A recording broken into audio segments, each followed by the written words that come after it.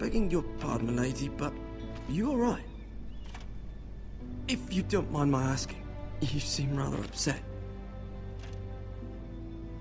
I'm just worried about my family. Ah, letter from home, is it? It's kind of you to ask. Of course, milady. You've always been kind to me. Please hurry if you can. Lady Margaery will be here any minute. Of course, milady. You work for Lady Margaery?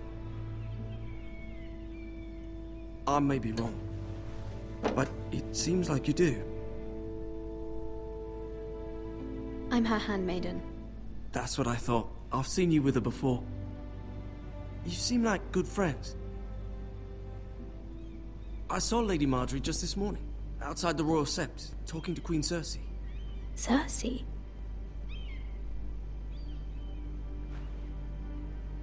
They appeared to be having some sort of disagreement. I couldn't hear much, but it was definitely an argument. What did they say? I couldn't make out much, but I know they were talking about the Starks and House Forrester. House Forrester?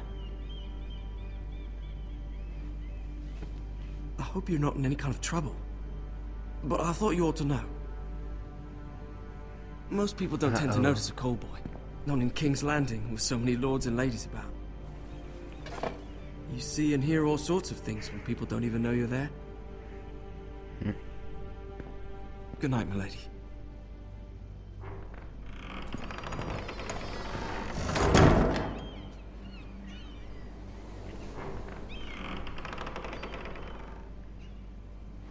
Lady Margaery, you're early. I was hoping there would be time for us to talk. Come, there's something we must discuss.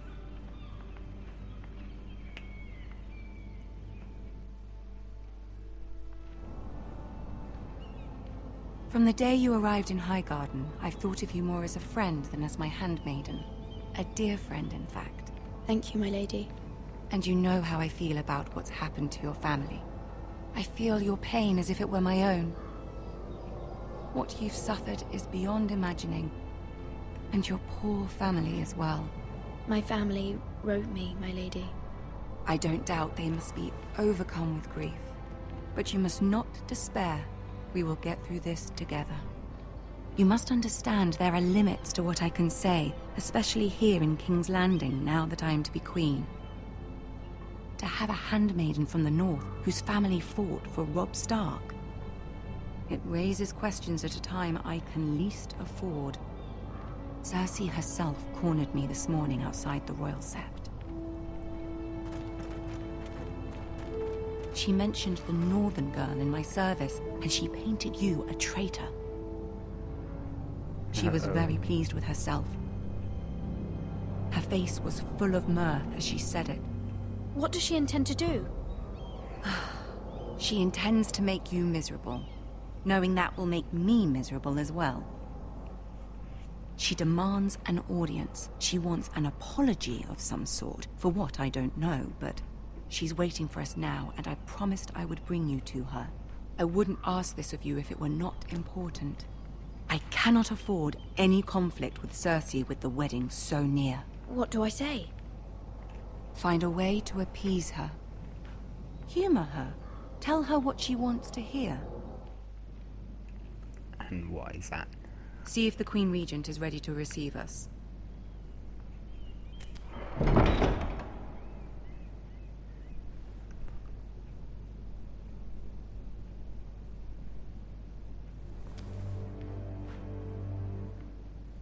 You'll be fine. I know you will.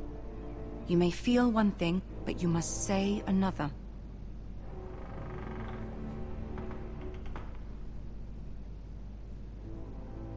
Good luck.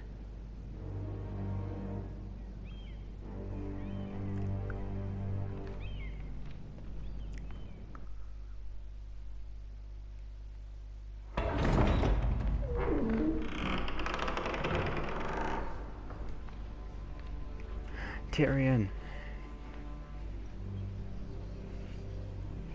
You can do this. Okay. Oh.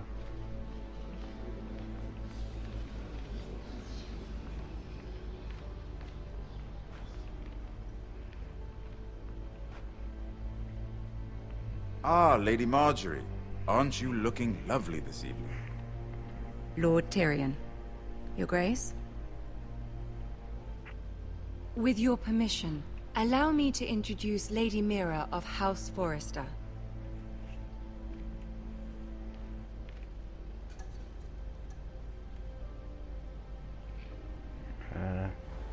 Your Grace. The girl knows her courtesies. Impressive. You may rise.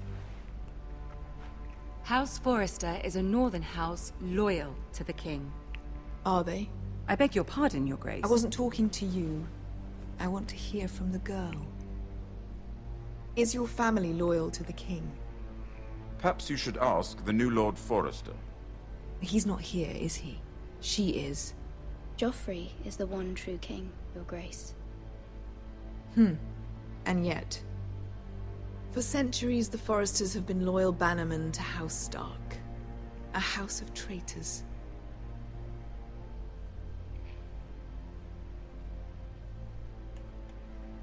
They were the Wardens of the North. We all served at the pleasure of the king. Clever girl. Perhaps too clever for her own good. The girl did name Joffrey as the one true king. Is your house willing to swear fealty to your new liege lord, Roose Bolton?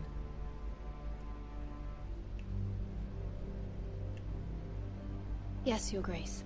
Absolutely. I see. Despite the fact Roose Bolton allied with Walder Frey. If it was me, I'd find it difficult to so quickly forgive the men who killed my father. Old allegiances are not easily abandoned.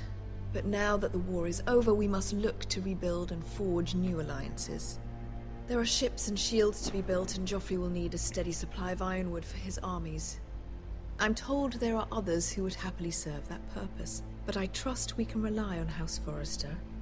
Forrester Ironwood does seem rather unique. Yes, Your Grace. It would be a shame to see it fall into the hands of another house. I imagine you'd do almost anything to prevent that from happening, wouldn't you? Ask any Lannister, and they'd do whatever was necessary to save Casterly Rock. It would be unfortunate to see another house lay claim to what's yours. Yes, Your Grace. I would do anything. I see. Anything? What would you have the girl do, Cersei? It's not as if she fought beside the Starks, wielding a battle axe for the Northern Army. It raises an interesting question, I suppose. Can we truly blame those who end up on the wrong side of the war? Our dear Margaery here was betrothed to Renly Baratheon on the false assumption that he would one day rule the Seven Kingdoms. Can we fault her for her mistake? Should she be held accountable?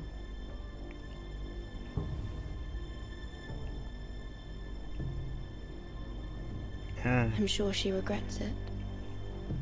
I don't know. Perhaps. Perhaps not. If there's a point to this, I hope you find it quickly. Loyalty can be such a hard thing to define. This city alone is filled with all sorts of ambitious opportunists looking to reinvent themselves, pretending to be something they're not. Who knows what lurks within their hearts? You are a girl from the north, here in service to Lady Margaery. One can only assume her interests are yours. Yet loyalty to a king, that must be absolute, beyond question. And if your loyalties were to become conflicted between your king and the very person whom you serve, what would you do then? I'm sure she Let the would... girl answer the question. Go on. I would be true to the king, Your Grace. Well said. I was beginning to worry you didn't have your priorities straight. I don't know. She is a threat to the crown, isn't she? The most dangerous handmaiden in all of King's Landing. My sense is this girl will say almost anything to get what she wants. Which is not very encouraging. I'd like a word with you, if I may. Of course, Your Grace.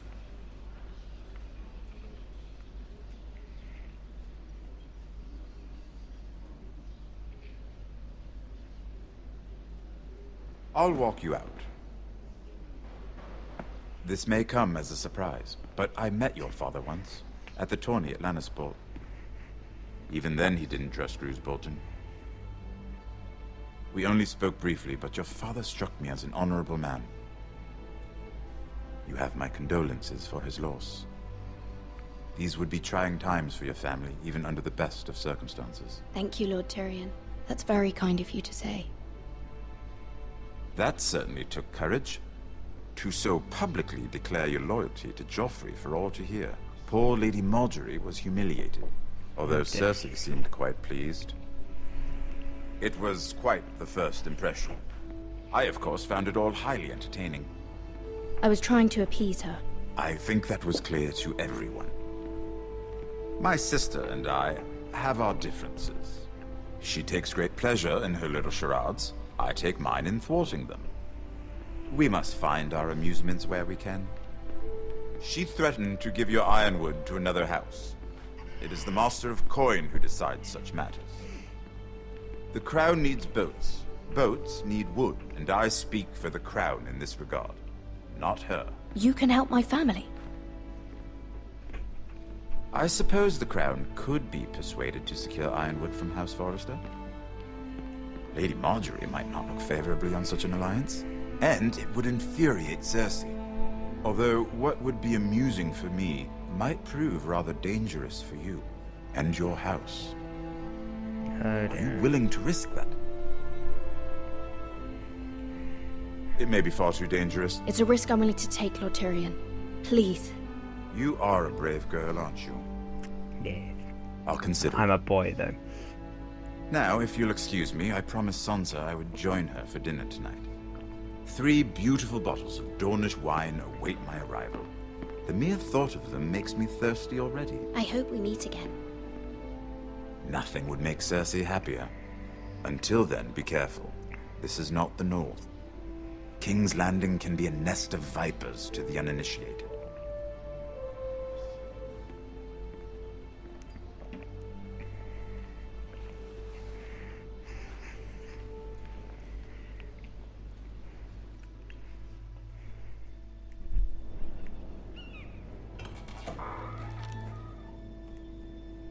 Mira, I was worried.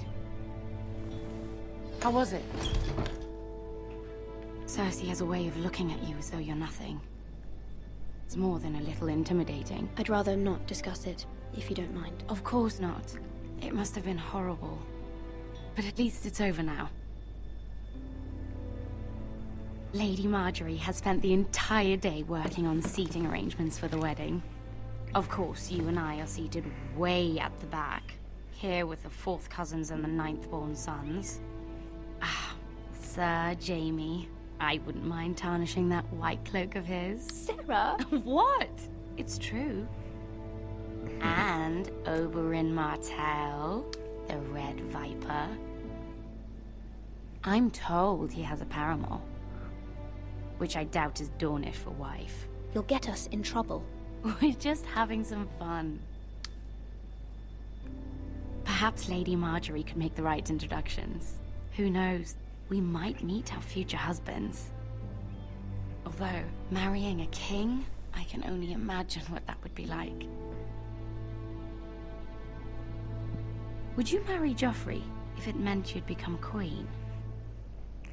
He does have a certain look about him, and he's always treated Lady Margaery well. Which is more than you can say for his mother. I don't want to be queen, no matter who I'd have to marry. Don't want to be queen? You northerners. You'd make a perfect scepter. Well, I would marry him. Imagine the power you would have as Queen of the 7 Kingdoms. I might even allow you to be my handmaiden.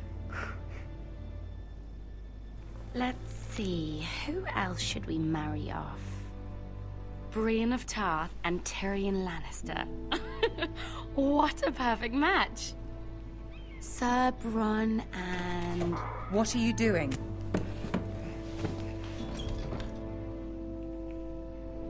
Well,